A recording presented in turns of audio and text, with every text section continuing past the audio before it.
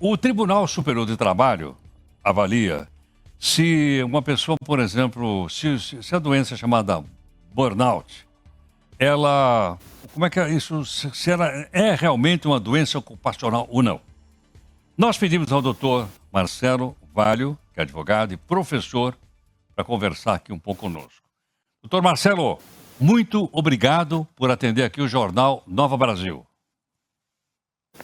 Bom dia, Heródoto. Bom dia a todos que estão nos assistindo e ouvindo. Muito obrigado pela oportunidade. Estou à disposição, por favor. Ok, doutor Marcelo, então, a justiça, qual é o reconhecimento da justiça com aquilo que se chama de burnout? Bom, preliminarmente, burnout é uma síndrome, né, que leva em consideração uma situação de esgotamento profissional, que decorre de sintomas como exaustão extrema, estresse, esgotamento físico e mental, mas tudo isso decorre de situações do trabalho. Então, decorre de assédio, decorre de excesso de trabalho, decorre de pressão excessiva, né? Então, tudo isso gera àquele trabalhador um esgotamento e faz com que ele tenha inúmeras comorbidades, né, fazendo com que ele fique inviabilizado ao trabalho. O TST ele já vinha falando e equiparando a síndrome de burnout a uma doença laboral ou ocupacional. Na semana passada, é importante dizer que nas redes sociais o TST ele apontou explicitamente que a síndrome de burnout é uma doença profissional que deve ser tratada e ratificou a classificação da Organização Mundial da Saúde de que o burnout efetivamente é uma doença ocupacional, né? Foi classificada, né, como uma doença laboral pela OMS, e importante dizer também, Heródoto, aqui em território nacional, o Ministério do Trabalho e Emprego, ele já tinha falado, através de portaria, né, que o burnout é uma doença do trabalho. Então é importante que todos saibam desta situação atual, até porque nós estamos falando de seres humanos que devem ser tratados como pessoas doentes. Então, eles não podem ser descartados pelas empresas, nem pelo governo, porque eles têm inúmeros direitos garantidos pela legislação. Doutor Marcelo, e qual é a responsabilidade que tem, então, as empresas ou o governo, no caso, por exemplo, de funcionário público, em relação ao funcionário que, porventura, tem essa síndrome chamada burnout? Bom, quando nós falamos em responsabilidade, nós temos que observar que a legislação ela é bem forte quanto às consequências.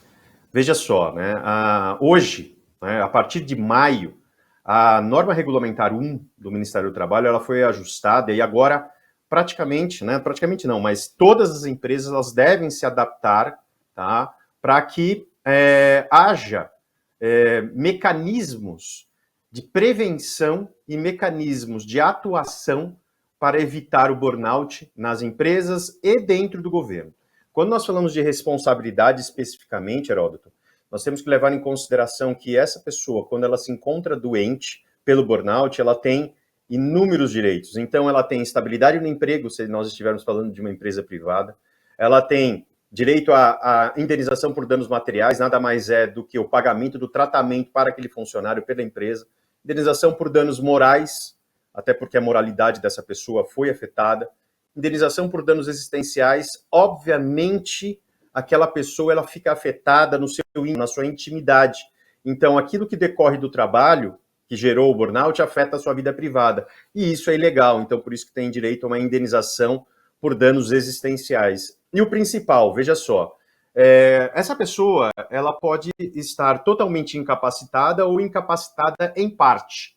E aí, o que acontece? Imagina que se essa pessoa ela é dispensada e ela fica à disposição no mercado. Mas como ela está incapacitada, obviamente que ela não será mais contratada por alguma outra empresa, etc. O fato é que essa pessoa está incapacitada, com prejuízos, e aí surge a possibilidade também de um pleito judicial que chama-se pensão mensal vitalícia, não tem nada a ver com a Previdência, é o empregador tendo que arcar com aqueles valores que ele recebia na empresa no futuro. Nada mais é do que uma espécie de lucros cessantes até a aposentadoria desse funcionário, que é vítima do burnout em razão de atitudes inadequadas e ilegais por parte do empregador. No tocante aos servidores públicos, nós também devemos pensar da mesma forma, a única coisa, temos que afastar essa questão da estabilidade decorrente da lei previdenciária, salvo se nós estivermos falando de servidores seletistas. Perfeito. Doutor Marcelo, claríssimo, muito didático, muito obrigado pela sua participação. Eu que agradeço pela oportunidade, fico à disposição de todos e peço a devida atenção a essas situações de doenças mentais no trabalho, como ansiedade, depressão, síndrome de pânico e principalmente burnout, porque eu pesquiso, né, o burnout há mais de 25 anos da vida e posso dizer que na nossa população ativa, trabalhando, nós temos mais de 33% de população ativa trabalhando com burnout. Obrigado. 33%. Aí a participação do doutor Marcelo Valho, advogado, professor, conversando conosco então a respeito dessa síndrome chamada burnout.